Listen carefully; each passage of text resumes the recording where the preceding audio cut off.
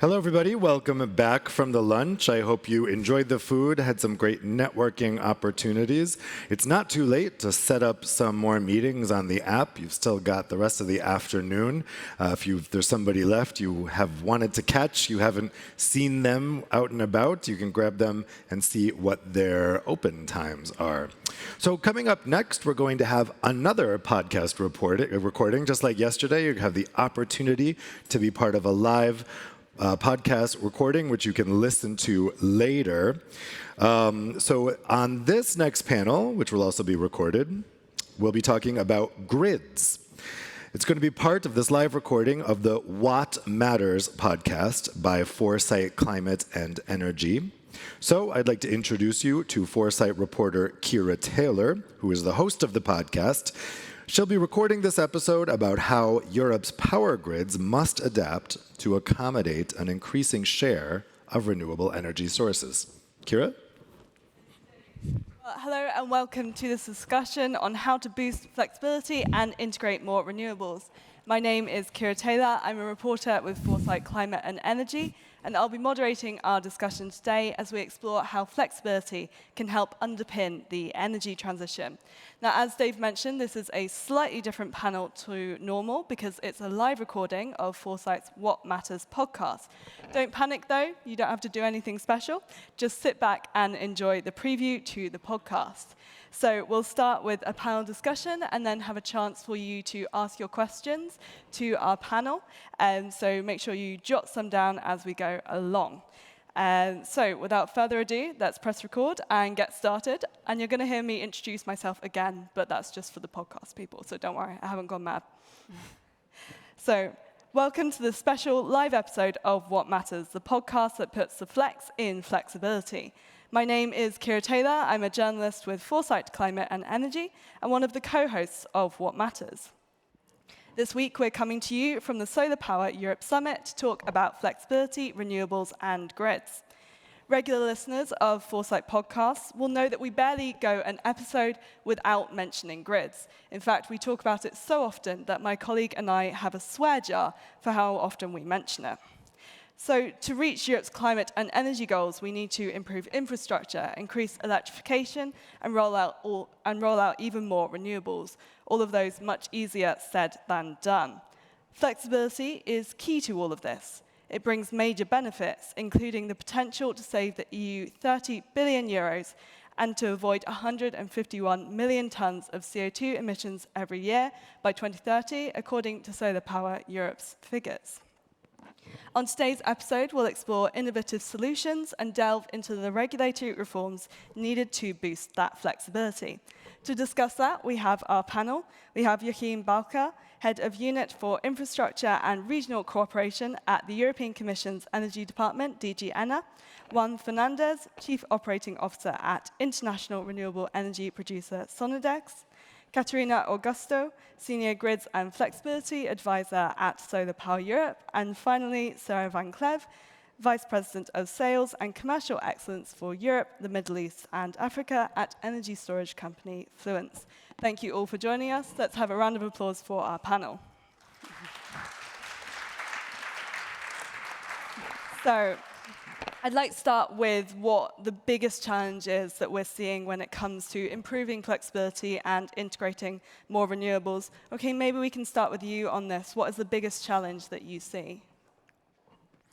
I think clearly, first of all, what we have to say is that flexibility is so important because it's an absolute necessity if we want to do our energy transition in a cost-efficient way. And I mean, as you all know, the competitiveness and cost efficiency of the energy transition is now really the order of the day. So I think what we have seen, and I'll give you just one example, is extreme price spikes in an area which has a lot of solar and which at the same time lacks flexibility in Southeast Europe in the middle of summer. And I think that's the best example that we have why we need to ramp up flexibility in order to make the energy transition more affordable. Now, what we need to get it into the market, I think basically action on three fronts. First of all, there are some regulatory issues that we need to tackle. I'm sure we're going to discuss them. Secondly, there are some technological preconditions which are perhaps not yet in place all over Europe. If we look at the degree of digitalization on the grids, and I will just say that it is something that we're working on. I mean, we are actually promoting projects which are allowing this digitalization. And thirdly, and that is perhaps the biggest challenge, if you ask me what's the biggest one, that's really to set the right economic incentives that people use flexibility. And I think that's what we really need to work on, because in principle the possibilities are there, but it's not picked up because the incentives are not in place. So I think that's what we should discuss.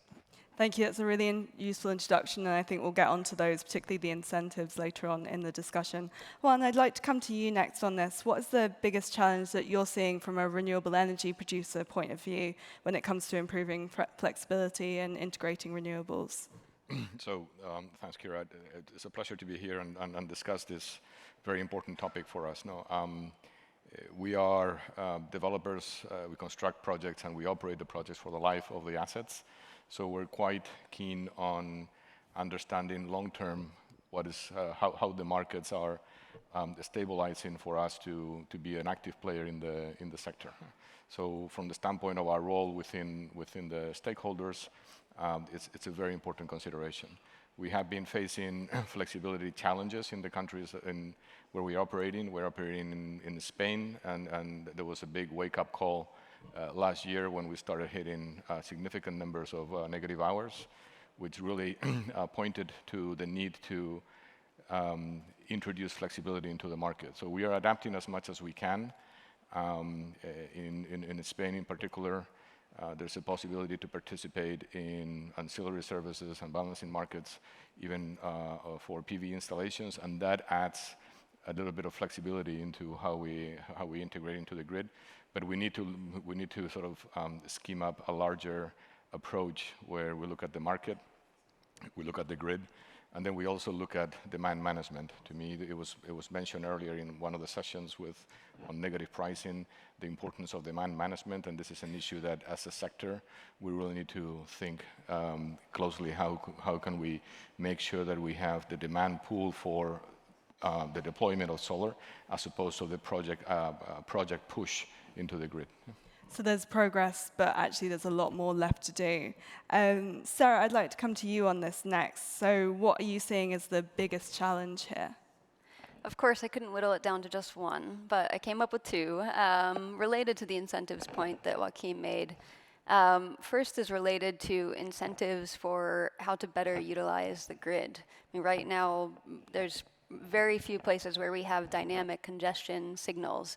And obviously, it would be great if we could get all the way to a locational marginal pricing scheme where you have lots of different pricing nodes and every 5 minutes there's a new congestion price. I know that's a very fundamental market design change, but even if we can get to where we have hourly blocks changing by day, giving incentives to generators, storage facilities, when to discharge, when to charge, that would really go a long way in better utilizing the grid infrastructure that we already have.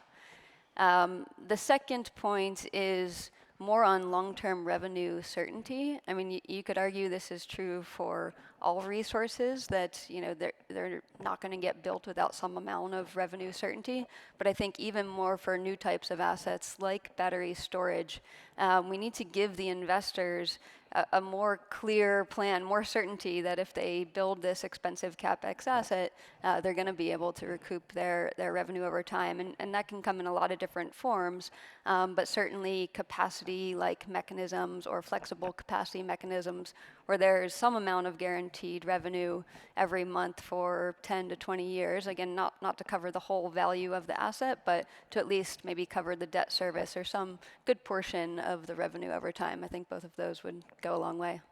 It's really useful to emphasize the certainty element of this, but also the fact that these are long-term investments and they need that support and that idea that this is going to continue and there will still be revenue. Katerina, I'd like to come to you on this now as well. What's the biggest challenge that you're seeing when it comes to improving flexibility and integrating renewables? So gladly, I think all the speakers already did a bit of my work, so I just can summarize or a bit close this. And I see here the main question is how do we align this? How we align market incentives, infrastructure, and regulation to support the integration of more batteries, more demand response. I think this is going to be the challenge, or it's already the challenge, let's say, when we are developing the different regulation that we are working on. And for this, we see a solution on 3 big pillars, and some of the pillars were mentioned here, but the first one is planning flexibility needs, and that's already part of the Let's Market design. We have to plan flexibility needs at national level for transmission and distribution. So as soon as we have this European methodology signed up and ready to go, we should start at least in 1 year to plan to analyze these flexibility needs at both voltage. Another one, it's have a fair reward for flexibility. We need to keep the incentives like was mentioned before. We need to be sure that the end users that providing this flexibility are rewarded for that. And of course, we also need to somehow incentivize grid operators to make this part of their daily operation to integrate flexibility. And that's the work of regulators to do it. And the last point for me would be about grid integration, facilitate the integration of new kind of systems. And we're speaking a lot on yesterday, and today for sure we're speaking more about solar and storage together. We need to understand these are complementary technologies that will facilitate the integration of renewables into the grid at the same connection point. So we need to facilitate these kind of systems to come into the grid, or upgrade an existing power plant with a storage that just brings more facility to the system operators and to the rest of the users of the grid. So we should take this into account. Thank you. I think that planning side of this is really important, and really thinking about this holistically as a whole energy system rather than individual elements. I'd like to talk about the role of storage first in this. So Sarah, I think you're probably best placed to start talking about this. Fluence has over 200 energy storage projects around the world. What role do you see this playing in flexibility and helping include more renewables in the grid? I mean, I think everyone at this conference sees that connection. I mean, every single panel I've been to, there was a discussion of storage intertwined with the solar assets as well as wind and others. Obviously, storage is extremely responsive to whatever price signals there are on the grid, and it can change over time. So to the extent that right now in certain areas there's a lot of wind, and it's capturing the wind at night, let's say, and pushing that power out in the day. If there's more solar later installed over the next 10 years, the storage can adapt, be extremely flexible. Also, not only to energy shifting, of course, but different needs in terms of frequency regulation and such. So I think that's a bit of an obvious answer, but. Are there any particular projects that you've worked on which you think really exemplify storage's role or have been very innovative and created new solutions? Yeah, one related to grid flexibility, or I should say one type of project, are the grid booster projects like Fluence has deployed in Germany. So 3 different projects totaling 450 megawatts. And these projects are basically enabling the utilities, the TSOs, to better utilize the existing infrastructure. Because on these transmission lines, they used to have to leave some spare capacity for N-1 events, some grid disturbance, quickly push more power across those lines. But now with the grid boosters installed, they won't have to do that anymore. They'll be able to more fully utilize the existing transmission, and then the storage assets there can quickly deploy in the case of any grid events. Juan, I'd like to come to you on this as well. So storage is very important, as we've just heard. What are you asking from people who provide storage, and are there good examples of where that's worked very well for renewables integration? Other than very cheap equipment, no, jokes apart. It's really is providing the flexibility, and we need to be able to really integrate the projects in full into the grid, and be able to have that flexibility. No, it is quite.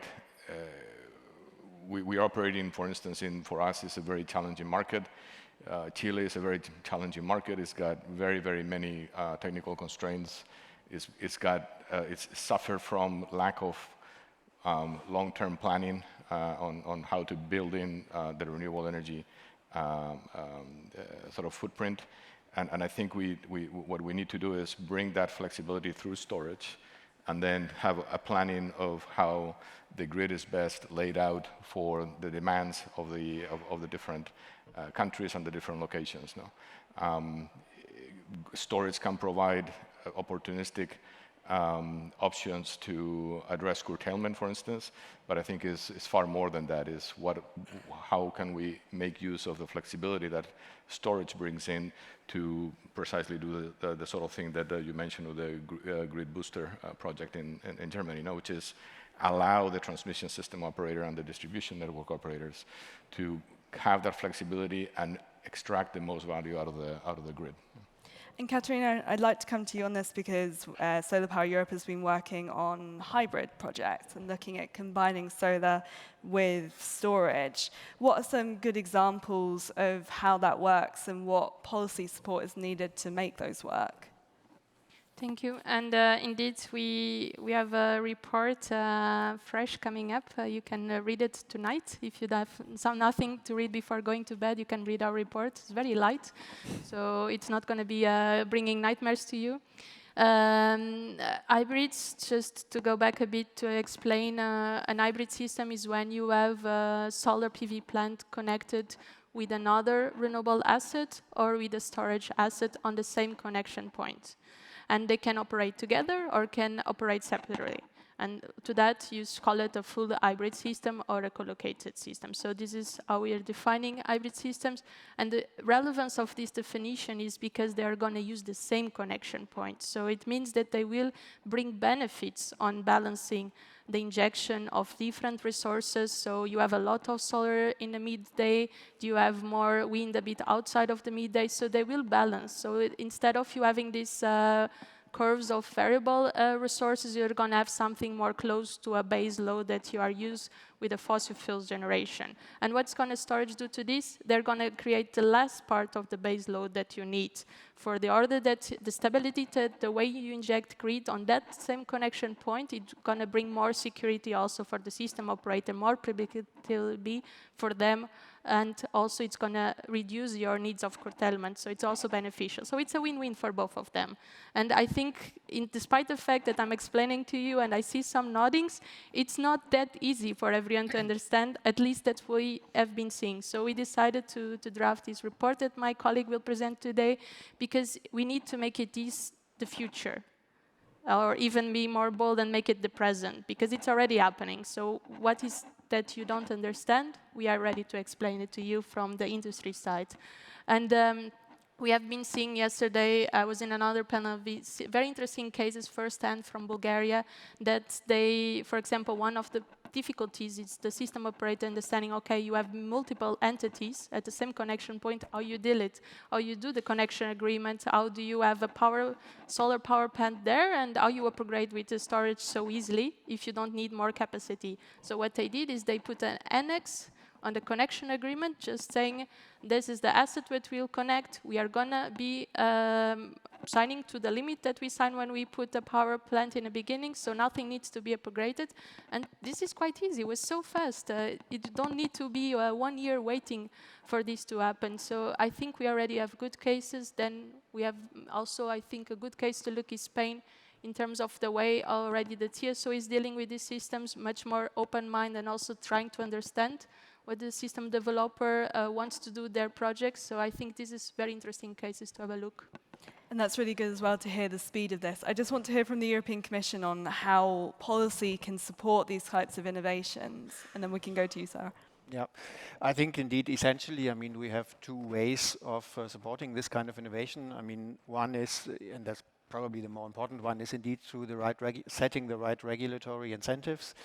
And these are on the one hand market incentives, but depending on what kind of innovations we speak, there can be also regulatory incentives. And because if we speak about the grids, they're regulated assets, as you all know. And I think you mentioned it, the role of the regulators and the regulatory practices are actually super important when it comes to setting the right incentives for grid operators to actually implement the kind of technologies which are all out there on the market, basically. So this comes back to the old question, does regulation incentivize, for example, digitalization of the grids? So this is a regulatory issue. On the other hand, we also have the possibility in some cases, because we have only a limited amount of money available, to support such projects directly, financially. This can be, on the one hand, through research policy. It can be also through the policy that we run in DG Energy, which is the policy on trans-European networks, which does also involve storage projects, because indeed, they're on a par, let's say, as a solution, together with grid solutions. And we can support such projects financially, as we have done in a number of cases, if they serve to, I would say, facilitate the market, to ease bottlenecks, and if they have some kind of innovative character. So this is what we do. And again, I think the bottom line, I would very much agree to what you said, is these technologies, or at least a host of technologies, is out there on the market. We need to bring them to the market, and we need to make them being used on a much wider scale. And Sarah, you wanted to come in on this as well. Yeah, I just wanted to add that I think this is one where we have a really quick win in front of us. We just need to make sure all utilities are allowing multiple assets to be behind the same grid interconnection point using that same grid limitation. Right now we're seeing some utilities enable that, but many don't. And that's really just setting the right rules and allowing, again, a software limitation control the maximum capacity at the interconnection point. So you have, let's say, a 150 megawatt solar facility with a 100 megawatt storage and a 100 megawatt grid connection. It's really easy to optimize, but for some reason we haven't quite gotten to the point where all utilities are comfortable to enable such structures. And that brings us on nicely to the next point that I wanted to raise on planning and permitting, and actually how we can create an energy system and a grid system while also thinking about flexibility. Sarah, maybe let's start with you on this. What are your biggest calls for people who are planning out an energy system and planning grids and interconnection when it comes to flexibility and storage? Well, I guess I jumped ahead of your question, and I just gave my answer. I think that is the biggest one, the easiest fix, enabling what we called cable pooling sometimes, or these hybrid systems behind the same interconnection. I don't want to beat a dead horse on the delays. Obviously, we're always seeing interconnection delays that are pushing out projects. That's a challenge, but one that's, I think, well known. And Juan, I'd like to come to you on this as well. So we're talking planning, permitting, there are issues that we see coming up again and again in this conversation. How can flexibility be integrated into the thinking around grid systems? I think to me, it's very important, and to us, it's very important to understand the grid and the limitations and the restrictions in the grid. I think the discussion that the point that you made, Joachim, about getting the intelligence around the grid, mapping the grid, and understanding the restrictions, and getting the, whatever digitalization of the grid we can get to understand what are the pain points, how can we then best map those pain points, so that we can identify those locations where this hybridization of solar and storage works, and then coupled with the technological solutions.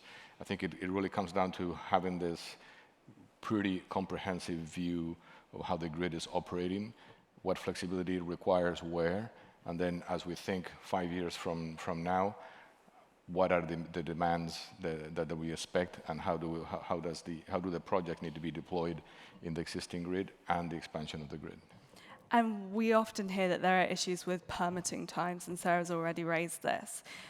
Are those something which you've come across, and are there particular asks that you have to the people designing those processes or working on them to be able to streamline them? Yeah, to us, the delays in permitting are a significant issue. It's one of the biggest sources of delays. It's one of the biggest sources of frustration, because sometimes it's not very clear what are the priorities established during the permitting process. So making an agile and more transparent permit process, I know there's quite a bit of work being done by the Commission and by the European Union on this aspect, but ultimately it depends on the local authorities to implement this and make them dynamic. No? So for us, I would like to see our ability to identify phantom projects in the permitting queue. There's many of them, and there are many people that are, I would say, speculating with the permits just to get in line and just to get a connection point, and then speculate with the permit. we are players that we're going to be here for the long term. We are part of the grid. We like to think of ourselves as being part of the grid. We like to see mechanisms that favor that kind of commitment in the long term to be part of the solution for the deployment of renewables. And coming to the policy side of that, Joachim, maybe let's start with you on this. What does good grid planning look like in terms of the different actors who are involved in this, and what policies are being put into place in order to solve some of the issues we've just heard? Yeah, indeed. I think it's grid planning is probably the most crucial element to solve many of the issues which we're touching on today. And that is linked to the fact that, I mean, grids have a long lead time. So unless you manage to plan them really ahead in terms of the future needs, you will always be behind. And that's part of the problem. Now, where do we stand in terms of grid planning? I mean, we have grid planning procedures which I think are working fairly well, if I can simplify, on a TSO level. We have also a lot of grid planning going on distribution level, but of course, for many distribution grid operators, which are the ones which are, of course, the most relevant here, it is simply challenging to do grid planning which goes far into the future, because it requires also visibility on what's going to happen in their grids. There are certain, and the whole environment is changing very dynamically, which makes this forward planning challenging.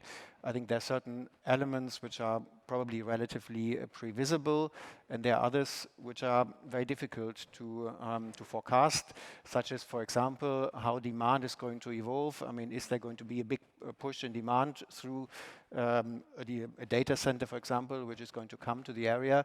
This is not easy to forecast. So I think maybe two things which are key. One is really to set up a process with stakeholders, I would say, with users, which is comprehensive and which really picks up on the input, that have to feed into grid planning, such as, for example, what are the plans in terms of rollout of electric charging infrastructure, et cetera, et cetera. So this contact with the users is very important. And I think the other element, which probably can still be improved, is the coherence of the grid planning between the different levels. So, I mean, between the distribution level, the transmission level, and then this is, of course, where we come in, the regional or the European level. So I think this sort of, I would say, vertical coordination is something where I think we probably still need to work further. And we've already seen the Grids Action Plan, and there's now a Grids package which is going to come early next year. Can you talk us through the European Commission's thinking on this and maybe what we can expect to be solved within that?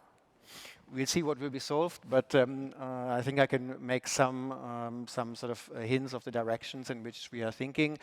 And I think the first one comes back to what we just discussed, the question of planning. I mean, is the planning system that we have already up to speed vertically? But okay, I would add, of course, there's also the necessity to plan across sectors.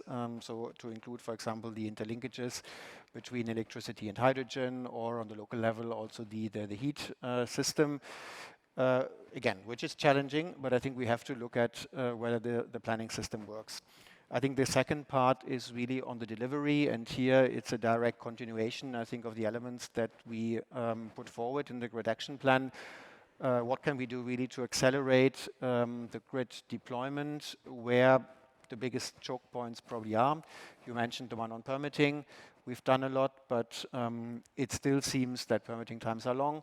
And I think the other one clearly is on the side of procurement and availability of material, which availability, but also the price of materials on the market, which is really a big issue if we look at the investment figures that we see as necessary in order to be able to integrate the renewables that we want to integrate. And just, I mean, one figure. The latest study that we've done in terms of how much grid investment only in electricity across the levels we need until 2040 gives us over €1 trillion. So, and it's not far from what we've seen in other studies. So the amounts are enormous, and this will mean that if we don't manage to ramp up the supply chain, then this will become too costly at some point, quite simply. Katerina, I'd like to come to you on the policy side of this when we talk about fixing some of the issues that we've heard. So we've heard kind of a description as to what we might be able to expect from the European Commission. You have someone from the European Commission next to you. What are your asks for the grids package? I will not list a list today, but I can already say, well, you can see where we are. It's an event about flexibility, so my big ask is that we need to have also a flexibility package. And maybe coming a bit back, we had a very nice grid action plan, 14 actions that have what we were asking. Now what we need to see is these actions to really being implemented. And I think the relevance is also of having the grid action plan is having something more binding than just recommendations. I think it's very good to have it in the recommendation level, but we need to see implementation happening. And I think here it's a big quest for the governance being part of this grid package. And then another thing is that we need to integrate flexibility, as I said before, the way that system operate the grid and the way they plan the grid. But aside from this, when we speak about all the barriers about storage, demand response, it cannot be on the grid package, so it needs to be in a single package called, I would say, a flexibility package. But why do they need to come at the same time? Because they will influence each other. Let's say one doesn't go without the other one anymore. We need to have grids, we have to have flexibility, otherwise we don't have energy transition. So we need to have both package, and more specifically on the flexibility package, we need an energy action plan. It's time for that. We shouldn't have it before. We didn't have, the Parliament already asked it before in 2022, I believe. So we should have now an energy action plan also inside of this flexibility one. Would the European Commission like to respond to some of those points? Is that something which you're also thinking about? Yeah, absolutely. I mean, do you mean the electrification action plan, or? No, energy storage action plan. Storage action plan. Okay, fine. No, I think for sure we need to think hardware and software together. And I mean, a lot of the things about bringing flexibility into the market are indeed about the software. So, I mean, as you know, I mean, we are also working on a white paper on the internal market. We are also working on guidance which will look at tariffs, and that's perhaps one element to mention here as well. Because, as I said in the beginning, the economic incentives are, of course, crucial. Now, economic incentives means that, you know, one has to pay less if one behaves in a way which is basically grid compatible. Grid compatible and market compatible. So we're talking both about the way the tariffs are designed, so time of use tariffs, but we are also talking, of course, about the type of contracts that customers have in the market. Which will hopefully allow them to adapt their behavior. Now, maybe one thing I would like to say is this is very important in order to expect customers to react in the market, in a sense to use the market in that way. What is also required is simply a very high trust of customers in the market. And markets which are developed and which are robust and where customers can assume that, you know, they will reflect real scarcity. And that goes back to the fundamentals of how the markets work. I think we've come a long way, but there are many things which still need to be improved, I think, in this regard in a number of jurisdictions across Europe. And I just want to make this fundamental point. I think a fundamental trust in the way that the electricity markets operate is a key condition to allow this demand-side flexibility to actually work as we all want it to work. Sorry. Thank you. I think we've heard incentives and market measures mentioned a lot, and I'd like to dig into how those can help and also not help in the right and the wrong setups. Sarah, maybe we can start with you. How do you see the role of price signals in helping flexibility or not helping it? And are they good enough at the moment, or is there still more work that needs to be done? Yeah, I think this comes to my first point. I mean, obviously, we have price signals for utilizing and producing energy at different points in the day via the energy markets, but nothing that shows the real grid dynamics, especially at a local level. So absolutely, we need to put those incentives in place. And there's a few examples of that happening.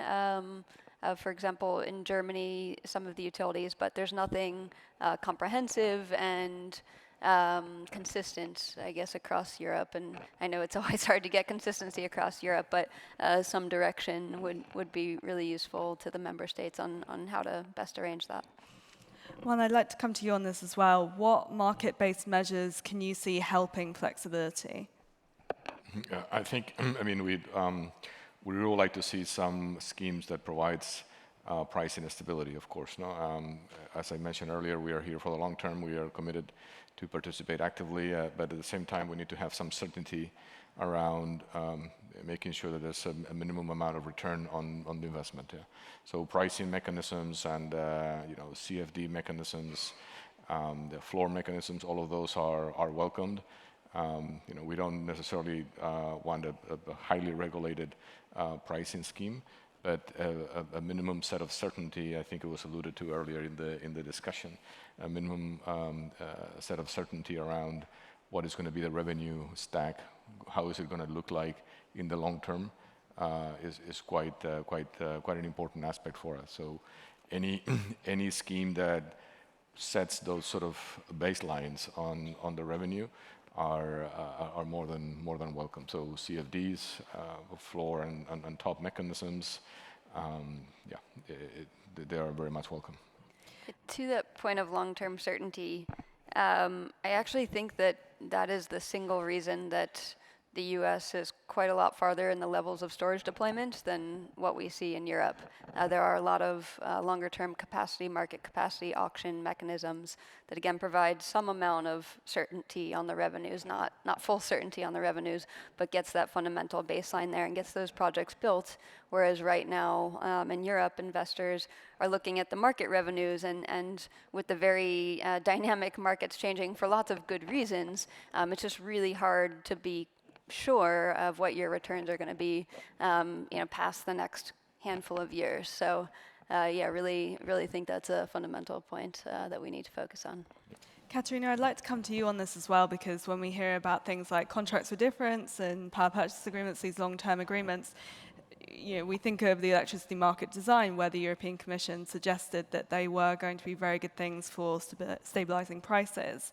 There's a lot of existing legislation that needs to be implemented. So when it comes to the electricity market reform and laws that we saw maybe in the clean energy package, how much more work is there to implement that, and what more do you think needs to be done? First, I think we need to implement what we have there. We did a very nice guidance on supporting that, and we try to monitor the development of that. I think there is already interesting cases across Europe. I especially don't work so much on these areas, so my expertise it's not so deep on this, but maybe I want to bring a bit more the expertise on the part of the market side on how the price signals can work. And I have two levels here for me. That would be the time of use tariffs. Joachim, you explained before there's something probably that needs to be structured there. There's also discussion now, and I think it's very timely that we have this discussion now on tariffs. And another thing you mentioned also before was the fact that digitalization. We need grids to become digitalized, and without that, you don't have communication between the grid operator and the user, so there is no price signals happening.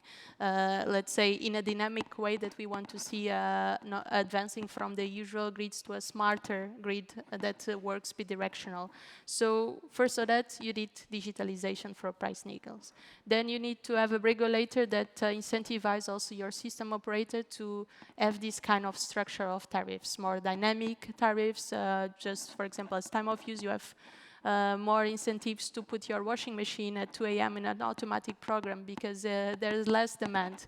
And another one also mentioned previously by Joachim about local flexibility markets. I do agree. Not every place is going to be maybe a place that we need to have a local flexibility market, but there is already places that we understand that local flexibility markets are needed, and they're still not existent. And this was a discussion already put on the clean energy package in 2019. So we have been not seeing a lot of developments on this. Also, another one barrier we see is the difficulty for renewables together with storage participate on the different markets. I know that in Germany, for example, for rooftop solar, they cannot participate on the wholesale market. So that's another thing. In order to be a good business case for flexibility, we need to have openness to all markets to be able to do revenue stacking of all these opportunities. Otherwise, it's going to be impossible for the business to be driven, and the grid will not have the flexibility that we'll need. So I think that's the highlights that I would like to make here. Okay, I'd like to come to you on this as well. So we have a lot of existing legislation when it comes to all of this. What is the European Commission keeping an eye on when it comes to implementation in member states? Yeah, indeed. I mean, I think I couldn't agree more. I mean, there's a lot to do still in terms of implementation. So, I mean, I think before adopting new legislation, let's ensure that. I think that's very important. And I mean, just to give 2 examples, I mean, indeed, the latest EMD reform included quite a lot on flexibilization and incentivizing it. Notably, I mean, the requirements for member states to do flexibility assessments for the first time. So this is an exercise which has started. I mean, for the moment, we're still in the phase where the methodology is to be adopted, but that should hopefully then, in the course of next year, provide us with member state by member state assessments where they actually see the flexibility needs. So I think this is one important element of implementation, which could be helpful. And then perhaps the other thing to mention is, as you're all aware, I mean, we're also working, my colleagues to be precise, on the network code for demand response. So I think that's another element which is going to look at, are there things specifically on the regulatory side that need to be adjusted, for example, to avoid a situation where, because, for example, of the bid size, let's say, the balancing markets are not structured in a way which actually allows participation of all actors, which, again, in principle, is already enshrined in the legislation. We just have to make it operational. So these are 2 examples where I think there is still indeed quite a lot to be done on the implementation front. Thank you. Do we have any questions from the audience? I will warn you, it will be recorded for the podcast, but if you've ever wanted to be podcast famous, now is your opportunity. We have one at the back there. Sorry, we're making you walk a long way with the microphone. If you could introduce your name and where you're working. Stephen Woodhouse. I work with A3. We're consultants, and I work in market design. We're here in Europe where we work on decentralized markets. And there is a kind of a theory that somehow centralizing everything under nodal pricing, which might be better with the spatial dimension, but is probably worse on the flexibility dimension. There's this kind of academic style view that that's a step forward. That's not my opinion, but zonal, if not nodal pricing, is very much on the agenda in big parts of Europe and increasing the granularity. I'd be interested in the panel's views on that. Would someone like to come in on this first, on zonal pricing? Well, I mean, it's indeed, I mean, I think the debate that we're having at the moment is, and that's what we wrote in the Affordable Energy Action Plan, do we need more, let's say, locational signals? I think clearly that question is on the table, and I think there is a clear case to say that, we need to somehow ensure that the market also shows where, demand should go and where supply should go. Now, there are many ways of doing that. Of course, going all the way to nodal pricing is the very extreme, which certainly would require, a very, very lengthy and heavy process.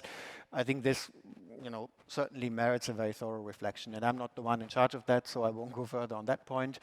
But I think the only thing to say is, if what we want to achieve is, let's say, look at setting the right locational signals, I think there's a continuum, and there are many things that we can look at before we go all the way to such a, let's say, perhaps revolutionary step in terms of, for example, the way the tariffs work, which can also have locational elements.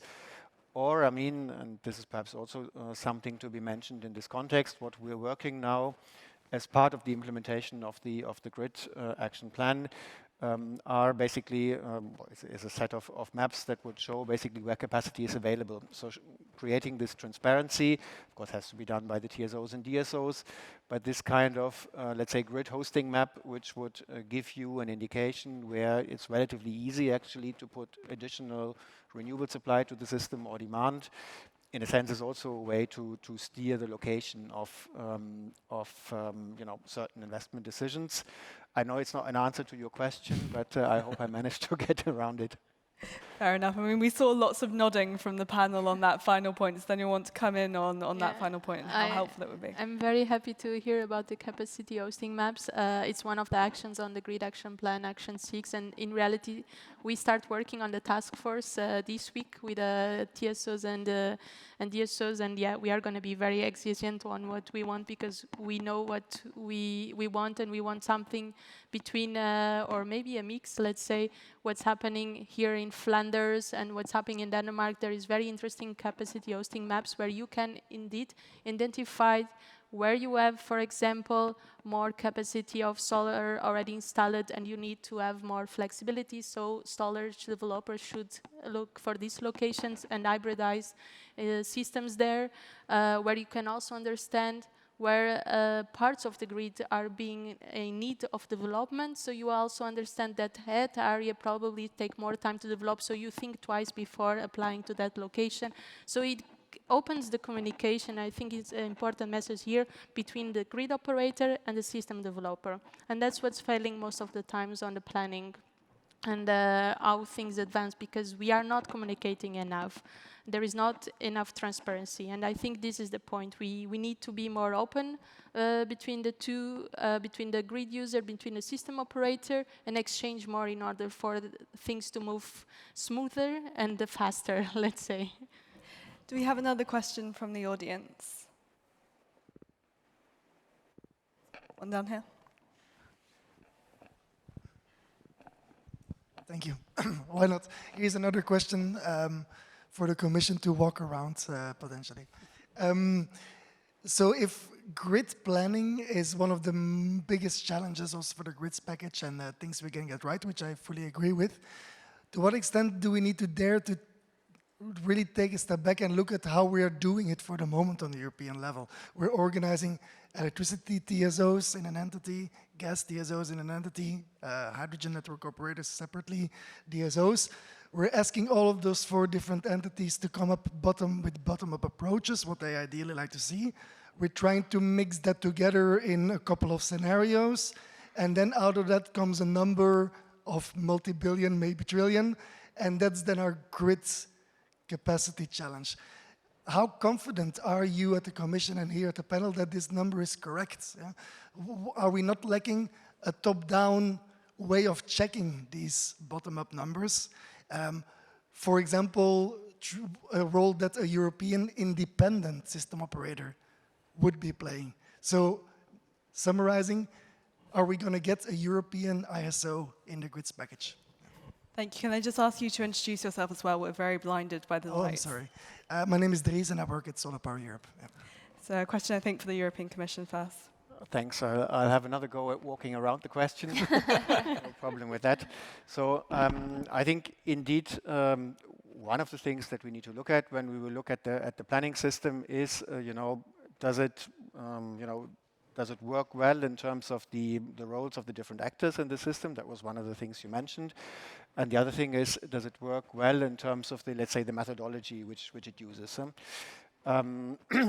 And I think it's always useful before, saying we have to go all the way to the most extreme solution to say, what's the problem that we want to address? I think clearly, and now we're talking about the European, the cross-border dimension, so it's a little bit away from the topic of this panel, perhaps. I mean, what we see as an issue is what ACER has raised in their last report on infrastructure, that there are a lot of unmet needs when it comes to cross-border infrastructure. And of course, ultimately, this concerns all renewables, perhaps a bit more directly offshore wind and the big ones, but I mean, ultimately, everybody is concerned by that. So we need to solve that. What's the right way to solve that? We'll have to look at that. As I said, we will also look at the role of the different actors, but this being said, of course, you need grid operators to do grid planning. I think that's also clear. You just need to give them the right framework to do it. So I think that's what we're going to look at. And again, one of the big topics is, on the one hand, how to ensure that it works across countries, but the other one is also to ensure that it works correctly across the different levels of the grid. So the cooperation between between the TSOs, the DSOs, etc., is one of the key things. To give you my personal view, I'm not entirely sure whether starting a discussion on a European ISO at this point of time is going to get us much closer to the solution. But yeah, we'll see. Does anyone else want to come in on that? From our standpoint, I think this topic of mapping the grid and getting good planning of the grid, of how it stands today and how it's going to be in the future as the deployment occurs, is actually critical. It's not necessarily getting more actors into the game. It's more about understanding in detail what do we have today, map it and own it, and then work with the developers on where do we need to put the projects in place. No, and to some extent, to the question about zonal pricing is similar to this. We need to understand exactly how the grid is operating, what are the opportunities in each of the different locations, and look at it at the issue in that way, and then start thinking about the demand draw as well from the long-term planning. Thank you. We have time for one more question from the audience. Everyone's being very shy. Well, okay, I will ask a question. Oh, no, we do have one. Excellent. Very spread out across the room. So if you could introduce your name and where you work. Hello, I'm Dan from KfW in Germany, and I was not sure if I could ask this question, but as the silence sort of persisted, then I'm daring to. And my question is basically on the speed of implementation. So like grid extension, grid reinforcements, and these kind of things take a lot of time, and batteries apparently don't take so much time. So could you give us a bit of an insight on how you see the trade-offs here? Thank you.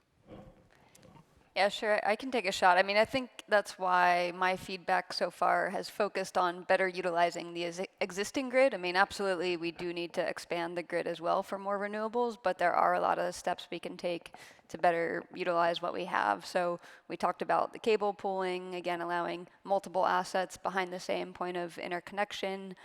We talked about grid boosters, which can just basically be storage to support TSOs, DSOs, enabling them to use more capacity. So yeah, and then the locational price signals based on grid congestion. Again, the idea there is to better utilize the existing capacity just by giving the right price signals to store energy at different times. So yeah, absolutely, I agree with you that there's a lot we can do with storage and some other flexibility assets on the existing grid today. Katerina, is that also where hybrid projects come in, or are they also hampered by kind of the slow implementation? I think yes, it's a part of it. If we speak about, let's say, retrofitting a plant, an existing plant, yes, definitely, that's one of the points. And I think it's even, I was listening to you and thinking also that we need to have like a short-term strategy, a long-term strategy. One thing is planning grids 10 years and more, and having this understanding how the demand is going to rise, and also generation. Another thing is dealing with the today situation, and we need to, for that, we also have on the lesser market design flexible connection agreements. So that's not the same case of hybridization, but also if you have congestion areas, you need to understand also the flexibility you still can give to give this kind of, okay, you don't, let's say you install your 50 megawatt power plant, but you cannot use from the 50 the totality. So 25, it's operational, 25 is not operational during, for example, 3 years. That's the agreement we have with the system operator. So these kind of strategies, I think it's also relevant, because otherwise we are not going to reduce the projects we have in line, we are not going to achieve the targets we need. So we need to have this step by step going side by side. So thinking long term, how things need to be envelope, doing this right balance between flexibility and the need of extension of grids, also what modernization of grids will bring to the efficient how we use grids and how much we really need to extend. It needs to go everything integrated.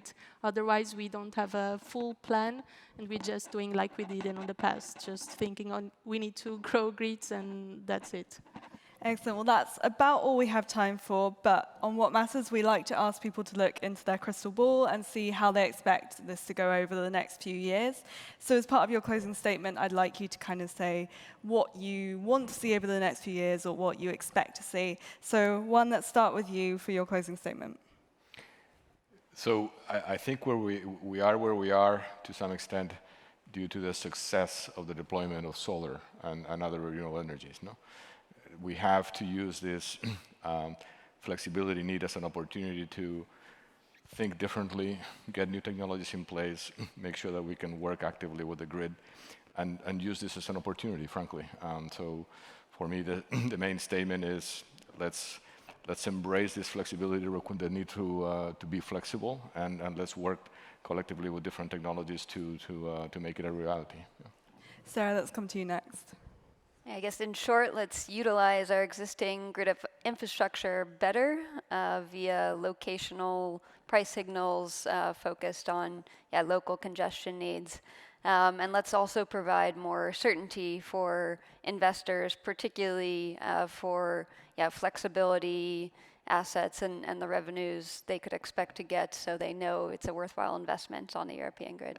And let's move down the line, Joachim. Yeah, thanks a lot. I think on the one hand, I would say stability in terms of, let's say, the regulatory, but also, quite frankly, the political framework. So that goes to ourselves. I mean, let's not confuse people by changing it too often. But on the other hand, we also need speed, unfortunately. And for that, we probably have to get back to the permitting procedures, because otherwise we'll stay too slow. And Katarina.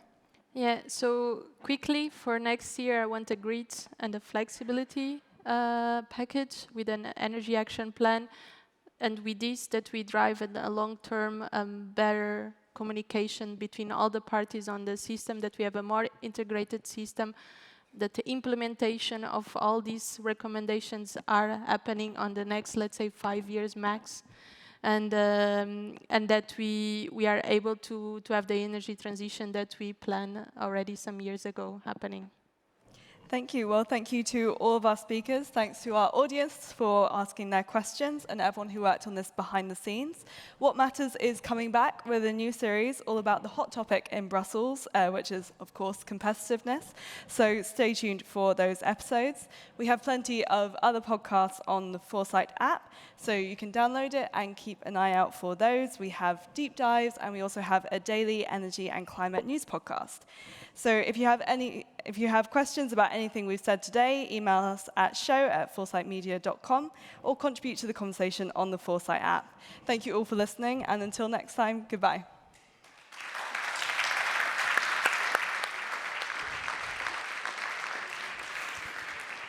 Thanks, Kira. I think that should make for a super interesting podcast, which you guys can go back and relive, and then also, of course, check out previous episodes and later episodes at your leisure.